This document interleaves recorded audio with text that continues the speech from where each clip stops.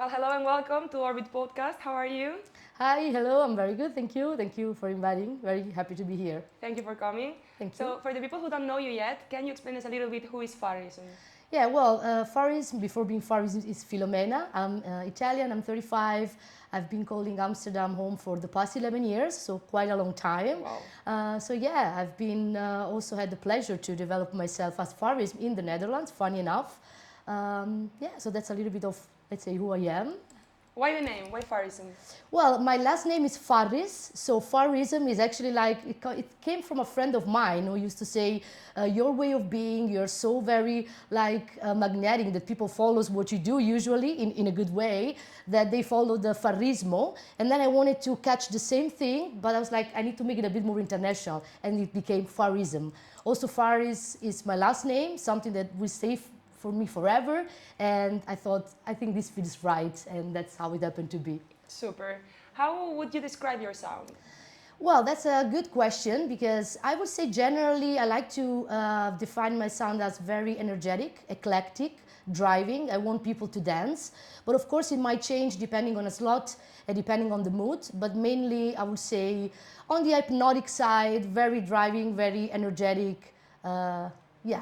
And how would And you can be eclectic. I like an element of surprise. So I like sometimes to break the flow with a different track with a different genre to create a surprise element. so like creating the tension and then making a Yes, small very change? uplifting. I want people to really dance. So I like to give an impact on the body more than on the mind. And sometimes I actually like to combine both with a very hypnotic kind of melody, but yet having a very strong low hand that really keeps people moving. Wow. Well, we can see it from your sets, definitely. Let's see. You will judge for yourself. If anyone saw you playing, we can definitely see it in your sets. Happy to hear. What was your process? How did you start? How did you get here? Like when you came 11 years ago, you were already DJing before, or was it here? Well, actually, I've been a devoted dancer since like many years. I started really approaching clubbing when I was 17. I never stopped, and I was always very curious about the track, the transition, like a nerd. And back in the days, it was really like DJ was no one. People that they didn't even know the name, but I was already quite interested about the music, let's say. But I only really started DJing in 2020 during COVID, which was a very challenging and transformational moment for me, because I really started to put hands on the decks, and I started to actually learn, let's say, to DJ. And only a few years ago, I started to have the opportunity to go on stage, starting with raves, and then slowly, also to have the opportunity to play in clubs. So I would say it's been 6 years in terms of like DJing, but I've been really like cultivating this passion since a while ago, like probably almost 20 years. And when did you realize that you could go from raving to being behind the decks? Yeah, I guess it was really during COVID. I had a lot of time to reflect, to meditate. And for me, I always had a lot of respect for this. And I was like, no, I don't dare to start. I might not be good, and I could not handle maybe what this will bring. And then I was like, I just need to start, because it's something like that brings me joy. I really need to start. And yeah, it just happened really so fast. And maybe because I didn't have distraction from the outside world, that I could really like put the fear aside and put the hands on, let's say. And after these years, what keeps inspiring you? How do you feel inspired for your sets, or what motivates you? I always say, which might sound like a cliche, is the passion. For me, I eat, I sleep, I need to play, I need to make music regardless of the outcome.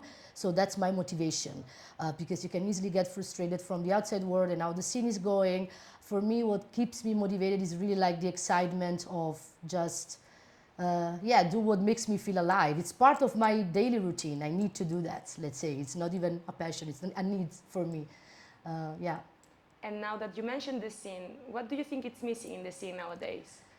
Well, having experienced the scene a long time ago, when, as I mentioned, DJs were not really like people that were famous. Nobody actually knew their names. They were in a corner of a room. I believe meritocracy, because nowadays you happen to see people playing because they're friends of friends, or because they have a certain status in society, but very less about their skills. And I have many people I know that I would love to see shine because of their talents, but sadly this is missing. And I think we are starting to lose the plot of what actually techno is or underground is. So I would say meritocracy would pretty much sums everything up. Yes, It's and what we're seeing. also the social media plays a really important Yeah. role regarding this. How do you see this, like the impact of the social media? Because in the end, the headliners in the lineups, it doesn't matter the techno style or the electronic music in general. Always the headliners are the ones with the most followers, even when talent, let's say talent is there, but you can see other people lower on the lineup that has way more talent, or that the sets are more enjoyable because of the track selection and things like this. So how do you see this, the impact of the social media in nowadays scene? That's probably the reason why everything has changed, because people start to look at numbers, and we have the short deficit attention. So I also sometimes see myself keep like scrolling on things, and it's like, wow, I cannot keep attention more than 50 seconds, and this has probably destroyed big part of what the health part of the scene. And that's why like it became a trend, it became something that people do because they have an expectation out of it. They don't do it because they love it, and that's why you start to create like planted character. So you basically, yeah, maybe you're good looking, and nowadays, especially with digital, you can easily play. Like it's not rocket science. You can play, you can sing, you can also cheat.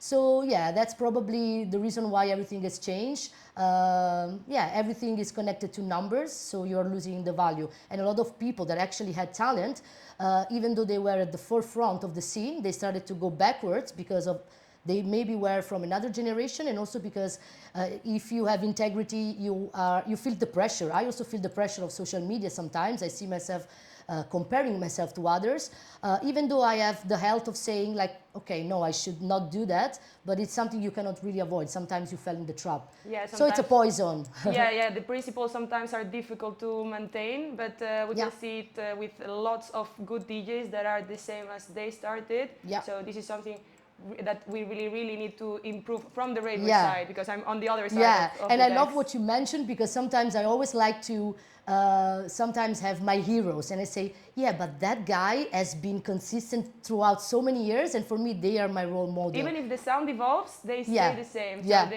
the set, the how do you say it, like the Yeah, the their ma- integrity, the integrity as is still consistency. there. Yeah, Exactly, yeah. exactly. And That's, also the underground scene that was techno was built on, we are not losing it, but it's super difficult to find it. We Yeah. have still some really real techno underground Yeah. clubs like Berghain or Tilatec, where you Yeah. played multiple times. How Yeah. is it? How do you feel playing in a club like Tilatec for so many well, times? Philatech is iconic. For me, it has a special place in my heart, because I started to dance in those walls where it was former the school, like the first day they opened. So for me, the first Wow. time I played there was emotional, to say the least. So it's very special. I always think like there are certain places, certain clubs that holds special energy. You know, like Bermuda Triangle. I used to Yeah, say kinda. like that type of feeling that you feel like, okay, this is iconic. For me, was a pleasure, an honor, even not even a pleasure. A pleasure is, of course, like not even to mention, but it was really an honor to have the possibility to play there. Last year, when I played there for the first time and I did the closing, I was literally shaking, but it was priceless. So for me, it's every time is special, and every time it's like I make new memories, and I feel blessed, to be honest, to actually have the opportunity to play there. We can see it when we go to your sets. We can see that you love what you're doing and that you are enjoying it as well. The connection with the crowd, it's super clear during your sets. So congratulations from that Thank you side. so much. As a I'm raver. super happy to hear As that. a raver. Which one would you say was the most iconic, the most, let's say, intense set for you? The one you enjoyed the most, or some set that gave you a memory like forever? I guess all of them, but something special, like a special set. Yeah, well, as I said, of course, the first time is always special. So last year when I played the first time closing was very special. But last time I played for 20 House, and I played 7 to 9. It was the slot before the closing. And it was like really starting to be sunrise, and it was incredible. First of all, because the crowd was really like, I could feel them, almost like I felt they were hugging me at some point. Also see the sun shining, and I don't know, and also musically wise, I felt that I could really also explore older tracks, like sound that has been part of myself for so many years. So for me, that night probably felt like closing a circle. And it was the collab with Antidotes. So that night, it was really amazing. Probably my favorite at Tilla, but probably in general, like favorite DJ set. Your favorite set. Probably yes. It's amazing when the sun is starting to come out from the window and you can only see the shapes Yeah. and the smoke. It's just an amazing vibe. It has to be amazing to play there. Yeah. And you just mentioned to the house, where you're a resident at. Yeah. How did that happen? Yeah, well, I've been a fan of 20 House since the very beginning, so I've seen it really grow. I've supported them since really the first party, not only because they are my friends, but because I really always felt like home, like 20 House, of course. Of course. And the word really like said it all. It's a family, so it's really started by me supporting regardless. And then slowly, I had the opportunity to play there for the first time. It went really natural. That at some point they proposed me to be a resident, and I was like super happy. I never take anything for granted, even though it felt natural. And I couldn't thank them enough, because the opportunity you get today, especially connected to what we were saying, not everybody has the chance to play in a club even, and maybe they are even more talented than me, who knows. So it's really like family. So I was already part of the family because I felt so. And then, it was kind of officializing it. You're welcome to the family. Now you can be behind the decks. Yeah. Amazing. For me, To the House at Tilatec was one of the first, let's say, proper techno parties I've been to. So I completely understand what you say, because for me it was like completely change of scene, and it was so warm with the crowd, with the DJs. You could see also the DJs after the sets talking and dancing with the crowd, with not overwhelming. So I completely get what you say from the other side again. Yeah. Which is also very important. I mean, that's what makes a night, the dancers, to be honest. I mean, the DJ plays a big part, but people who attend, they are actually like the main act. Yeah, I mean, there's no techno without the crowd, and there's no techno without the DJs. So and there's no DJs without producers. Exactly. There's no producers and DJs without someone booking them, or without collective. So in the end, it's everything community. Yeah. Now, going back again to you and to your processes, how do you prepare your sets? Like, do you have like because the set is the fun part, we always say. So how do you prepare them? Like the track selection and I don't know, how do you prepare before a set? Like a little bit of this. It really depends on the slot, I would say. In general, I like to prepare a set based on my feelings. I always say, like, if I feel this track is good, if I feel like I'm shaking and it gives me emotion, it's right. And it really depends on the set. Of course, if I'm playing opening, then I try to really focus on building up the energy rather than going like full energy as if you will do for a closing, for instance. Like setting the tone for the night. Setting the tone. If you play like closing, it's, I would say, slightly easier because you can just pick like the most energetic track. For me, it's easy because that's probably what I love the most, like pick time towards the that's your favorite closing, slot? I would say. That's kind of easier, and I love to create something that connects past and present. Because as I mentioned, I've been collecting tracks even though I was not playing since a very early age, and I like sometimes to try at least to combine both, to say a bit of my old self and my new self. So that's usually how I prepare it. I would say it's also very important the location, like if you're playing open air or indoor. I haven't been playing like Worldwide or so many other yet, like just probably 1 gig outside of the Netherlands. So it really depends a bit on slot and location, but most of the time I try, as I mentioned, connecting my old self to my present self and based on the slot as well. And then during the set, it doesn't like whatever time slot you have. Which part do you like the most? The beginning, the middle, the closing of the set? The closing, for sure.